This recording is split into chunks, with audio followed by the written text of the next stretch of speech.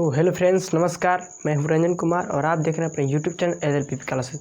दोस्तों, आज हम कूलम्ब्स लॉ के बारे में डिस्कस करने वाले हैं और इससे संबंधित जितने भी ऑब्जेक्टिव क्वेश्चंस हैं उसको तो बताएंगे ही। और ये जो है 12th के एग्ज़ाम में मोस्ट इम्पोर्टेंट क्वेश्चन है, थ्योरी है, ठीक है, जो कि 5 मार्क्स का, ठीक है, आपका 5 मार्क्स का ये जो है कवर करता है आपके एग्ज़ाम में। और ये VVI है, ठीक है। आपको ये वेरी इंपॉर्टेंट क्वेश्चन है क्योंकि ये बार बार एग्ज़ामों में पूछा गया है और ये जो है 2022 के लिए मोस्ट इम्पॉर्टेंट है। ये आपके एग्ज़ामों में 5 मार्क्स का आने वाला है दोस्तों। तो चलिए दोस्तों, इस थ्योरी को शुरू से अंत तक देखते हैं। तो वीडियो में शुरू से अंत तक बने रहिए। सबसे पहले तो देखिए दोस्तों, कूलम्ब्स लॉ। कूलम्ब्स लॉ देखिए किसके, एक वैज्ञानिक थे, ठीक है, जिनका नाम था कूलम्ब।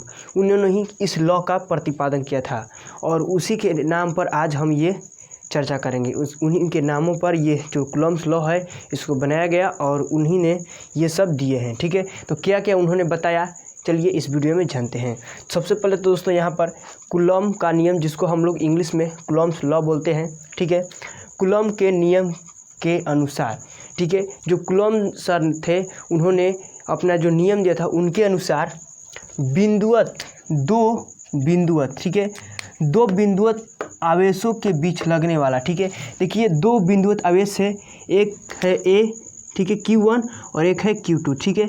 ये 2 बिंदुवत आवेश है और इन दोनों आवेशों के बीच जो लगने वाला आकर्षण या प्रतिकर्षण विद्युत बल, जो आकर्षण या प्रतिकर्षण, इन दोनों आवेशों के बीच जो लगने वाला आकर्षण एवं प्रतिकर्षण जो विद्युत बल है, आकर्षण या प्रतिकर्षण जो विद्युत बल है, आवेशों के परिमाण के गुणनफल के समानुपाती।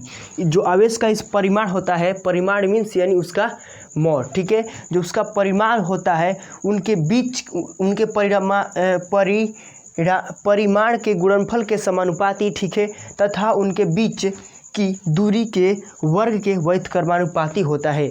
मीन्स कि ये दोनों ये आवेश दिए गए हैं, इनके बीच के जो लगने वाला आकर्षण या प्रतिकर्षण जो विद्युत बल है, इन दोनों आवेशों के परिमाण के गुणनफल के समानुपाती तथा इन दोनों के बीच में जो लगने वाला दूरी है, ठीक है, उसके व्युत्क्रमानुपाती होता है। कूलम्ब सर ने ये बताया, ठीक है। और इसके बाद उन्होंने क्या किया कि उन्होंने माना कि यदि Q1 एवं Q2 2 बिंदुवत आवेश हो, ठीक है, हमने मान लिया कि Q1 और Q2 क्या है, 2 बिंदुवत आवेश है, ठीक है, तथा उनके बीच की दूरी r हो तो, ठीक है, और हमने उनके बीच की दूरी को क्या मान लिया, r। सबसे पहले तो ये बताया कि 2 बिंदुवत आवेश होना चाहिए और उनका जो परिमाण, उनके बीच लगने वाला जो आकर्षण या प्रतिकर्षण जो विद्युत बल है, उनके दोनों के परिमाणों, ठीक है, उन दोनों के गुणनफल के मतलब परिमाणों के गुणनफल के समानुपाती तथा उनके बीच के दूरी के वर्ग के व्युत्क्रमानुपाती होता है। लेकिन अब यहाँ पर हम क्या कर दिए, मान चुके हैं कि जो उनके बिंदुवत आवेश थे वो पहला जो था वो Q1 थे, ठीक है, और दूसरा जो था वो Q2 था। तो 2 बिंदुवत आवेश ले लिए हैं हम तथा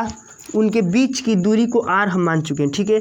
तो कूलम्ब के नियम से, ठीक है, इतना तक हम लिख देंगे। आप यदि एग्जाम में लिखना है तो आपको ऐसे ही लिखना है कि कूलम्ब के नियम अनुसार 2 बिंदुवत आवेशों के बीच लगने वाला आकर्षण या प्रतिकर्षण विद्युत बल आवेशों के परिमाण के गुणनफल के समानुपाती तथा उनके बीच की दूरी के वर्ग के व्युत्क्रमानुपाती होता है। इसके बाद एक लाइन हम नीचे आ जाएंगे और लिखेंगे यदि Q1।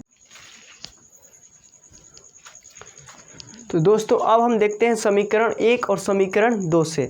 तो यहाँ पर हमारा समीकरण 1 है और यहाँ पर हमारा समीकरण 2 है। समीकरण 1 तथा समीकरण 2 से देखेंगे तो F समानुपाती हो जाएगा Q1 इंटू Q2 बटे में r² के, ठीक है।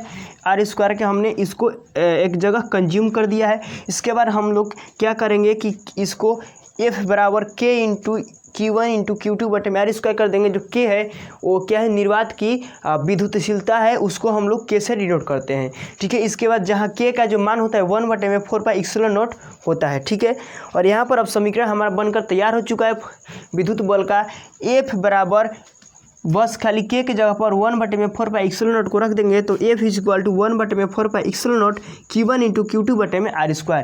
ये हमारा कूलम्ब्स लॉ का फार्मूला हो गया है और यही आपके एग्जाम में भी पूछता है। 5 नंबर में आपका यहाँ तक कंप्लीट हो गया, आपको 5 मार्क्स यहाँ तक मिल जाएंगे। और साथ ही साथ दोस्तों ये हमारा एक न्यूमेरिकल भी हो गया और इस पर आप बहुत सारे क्वेश्चन को भी सॉल्व कर पाएंगे और साथ ही साथ ऑब्जेक्टिव में भी इसका फॉर्मूला भी आपको पूछना पूछने को मिलेगा। ठीक है, आपको फार्मूला भी पूछा हुआ है, आप क्वेश्चन में उठाकर देखिए, ये सब मिल जाएंगे। इसके बाद एक और ऑब्जेक्टिव की बात कर लेते हैं। यहाँ पर देखिए 1/4 की बात करते हैं तो इसका जो मान होता है 9 × 10⁹ मीटर न्यूटन मीटर स्क्वायर प्रति सेकेंड स्क्वायर होता है। और साथ ही साथ जो इसका एक्सेलेरोट, इसको एक्सेलेरोट बोलते हैं, और इसका जो मान होता है 8.854 × 10⁻⁻12 CNE कूलम्ब स्क्वायर प्रति न्यूटन मीटर स्क्वायर होता है। तो इस प्रकार से हमने आज कूलम्ब्स के लॉ को पूरी तरह से सिद्ध किया और इसके थ्योरी तक हम पहुँचे।